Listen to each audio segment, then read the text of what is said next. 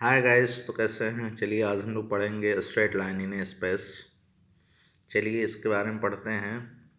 ये हमारा टॉपिक है vector equation of A line. Vector equation of A line.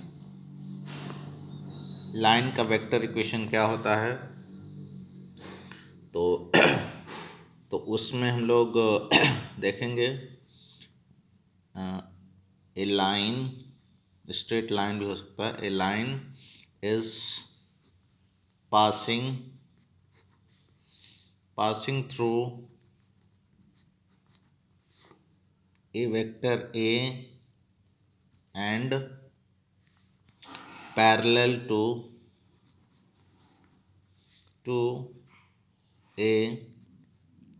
a vector B।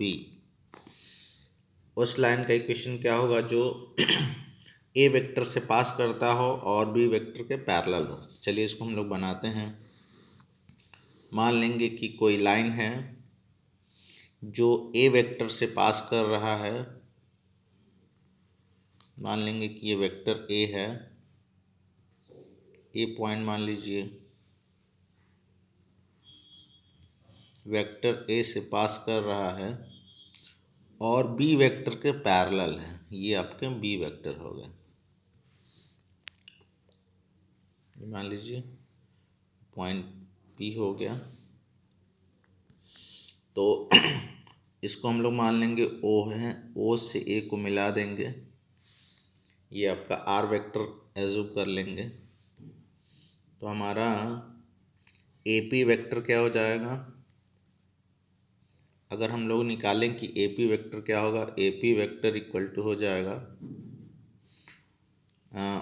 O P vector minus O A vector. O P vector को हमने result माना है R vector, ओ ए को हमने माना है ए वेक्टर। अब ये क्या हो जाएगा, इसे इक्वेशन हम लोग मान लेंगे 1। अब ए पी जो है बी वेक्टर के पैरेलल है, लिख लेंगे since A P vector is parallel to B vector. तो हम लोग लिखते हैं, पैरेलल का रूल होता है A P vector equals to हो जाएगा हमारा, ए पी वेक्टर हो जाएगा लेमडा टाइम्स बी वेक्टर। हम लोग इसको लिख सकते हैं, ए पी वेक्टर हमारा आया है R vector minus A vector equal to lambda times B vector. इसको हम लोग चेंज कर सकते हैं यहाँ पे। तो आर वेक्टर हमारा हो जाएगा A vector plus lambda times B vector. This is the vector equation या equation of straight line, equation of straight line in vector form. इसका हम लोग इसको कार्टेशियन फॉर्म में भी लिख सकते हैं, कार्टेशियन फॉर्म में। तो अगले वीडियो में मिलते हैं कार्टेशियन फॉर्म लेकर के।